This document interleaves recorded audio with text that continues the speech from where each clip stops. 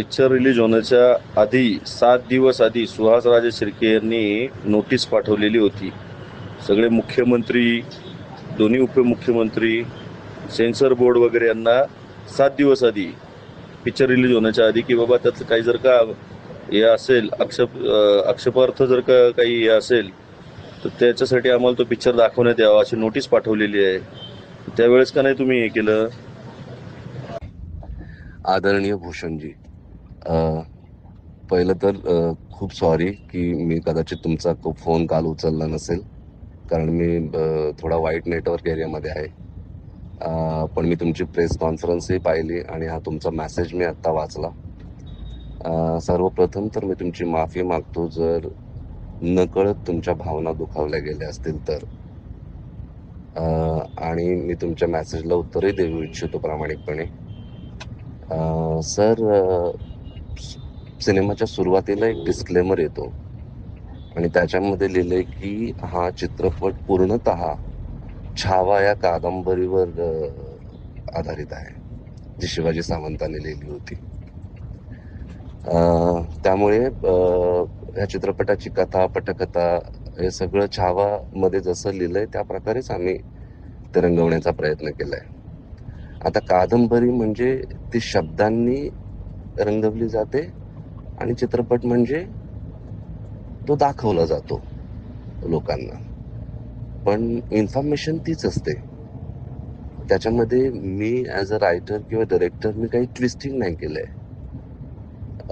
छावामध्ये गणोजी शिर्के, कान्होजी शिर्के, शिरकाण गावचे, त्यांचं कुलदैवत कुठलं, ह्या सगळ्या गोष्टींचा उल्लेख आहे. आणि ते पुस्तक अजूनही मार्केटमध्ये अवेलेबल आहे. सेम टाइम कदाचित if I am not wrong, महाराजांवरती जी टीव्ही सिरियल आली होती त्याच्यामध्ये पण एक्झॅक्टली तसंच नावासकट गावासकट दाखवलेलं आहे. माझं म्हणजे कळकळीची तुम्हाला एकच विनंती करावीशी वाटते की ह्या चित्रपटामध्ये तर मी त्यांचं नावही नाही घेतलंय, त्यांचं गावही नाही दाखवलंय. म्हणजे गणोजी आणि कान्होजी सिंगल नावाने आपण फक्त चित्रपटामध्ये त्यांचा उल्लेख केलाय.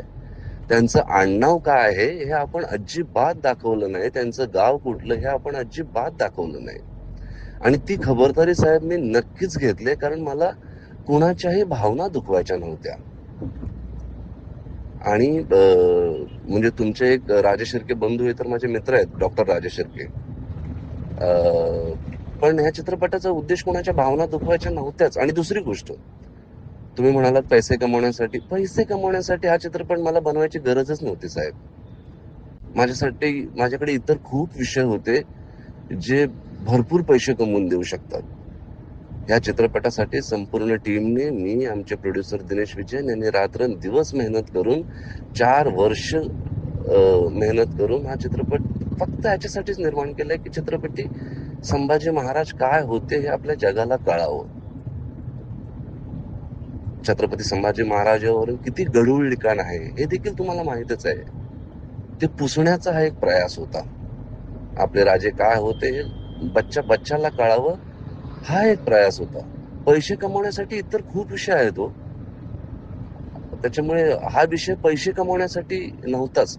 पैसे कमवण्यासाठी मी इतकी मोठी रिस्क का घेईन, इतका कॉन्ट्रोवर्शियल सब्जेक्ट का मी घेईन? नाही, हा प्रामाणिक प्रयत्न होता फक्त आपले राजे काय होते हे कळावं जगाला.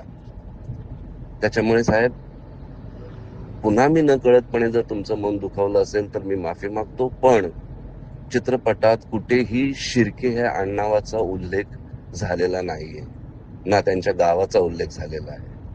वर्सेस ज्या इन्फॉर्मेशन्स छावा कादंबरीत किंवा काही इतर मराठी सिरियल्स असोत किंवा काही दुसरे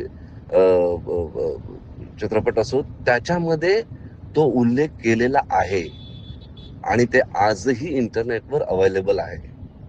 पण छावा चित्रपटात कुठेही शिर्के ह्या आडनावाचा उल्लेख झालेला नाही साहेब. त्याच्यामुळे मला असं वाटतं की तुम्ही समजून घ्याल माझ्या भावना आणि कुठेही डिसरिस्पेक्ट न करता हा चित्रपट बनवलेला आहे. कुणाच्याही भावना न दुखावण्याचा प्रयत्न याच्यामध्ये संपूर्ण आहे.